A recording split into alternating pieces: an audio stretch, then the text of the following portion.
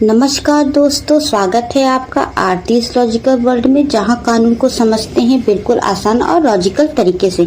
आज हम बात करेंगे एक बहुत ही इम्पोर्टेंट टॉपिक पर, जो किसी भी यूपीएससी और जुडिशियल एस्पिरेंट के लिए बहुत ही महत्वपूर्ण टॉपिक होता है। Historical underpinning of the Indian constitution, यानी भारत के संविधान के इतिहास का आधार। हमारा संविधान का आधार सिर्फ 26 जनवरी 1950 से शुरू नहीं होता, बल्कि इसका सफर 1773 से शुरू हो जाता है, जब ब्रिटिश ईस्ट इंडिया कंपनी ने भारत पर अपना राज जमाना शुरू किया था। सबसे पहला इम्पोर्टेंट एक्ट था रेगुलेटिंग एक्ट ऑफ 1773, जिसमें गवर्नर ऑफ बंगाल को गवर्नर ऑफ जनरल बनाया गया था।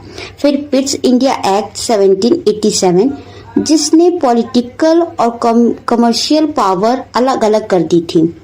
19वीं और 20वीं सेंचुरी में कुछ ऐसे एक्ट आए जिन्होंने भारत के पॉलिटिकल स्ट्रक्चर को धीरे धीरे बदला, जैसे चार्टर एक्ट 1833। ये एक्ट लेजिस्लेटिव पावर को गवर्नर जनरल के हाथ में से सेंट्रलाइज करता है।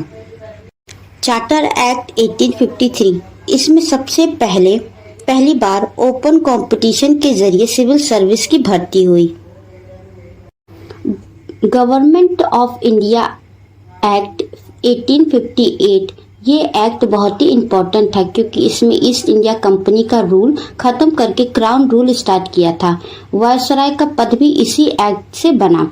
इंडियन काउंसिल एक्ट 1861, 1894 और 1909, मॉन्टेमिंटो रिफॉर्म्स। इन एक्ट ने इंडियंस को लेजिस्लेटिव काउंसिल में एक जगह देनी शुरू की। गवर्नमेंट ऑफ इंडिया एक्ट 1999, टोरंटो चेम्स रिफॉर्म्स, इसमें डायरची इंट्रोड्यूस किया। प्रोविंस में, यानी कुछ सब्जेक्ट ब्रिटिश हैंडल करते थे और कुछ इंडियन इसको हैंडल करते थे। गवर्नमेंट ऑफ इंडियन एक्ट 1935, सबसे इम्पोर्टेंट एक्ट, जिसने मिनी कॉन्स्टिट्यूशन भी कहा जाता है। इस एक्ट ने फेडरल स्ट्रक्चर, प्रोविजनल ऑटोनॉमी और फंडामेंटल राइट्स का कॉन्सेप्ट इंट्रोड्यूस किया। यानी यही एक्ट आगे चलकर हमारे संविधान के लिए एक ब्लूप्रिंट बना।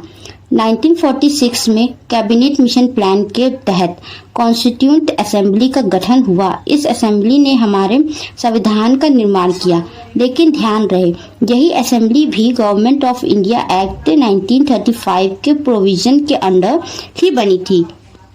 इसलिए हम कह सकते हैं कि हमारे संविधान के पीछे काफी लंबी गहरी ऐतिहासिक यात्रा छिपी हुई है। तो दोस्तों, आज की वीडियो में हमने समझा कि कैसे 1773 से लेकर 1947 तक ब्रिटिश एक्ट ने हमारे संविधान की नींव रखी।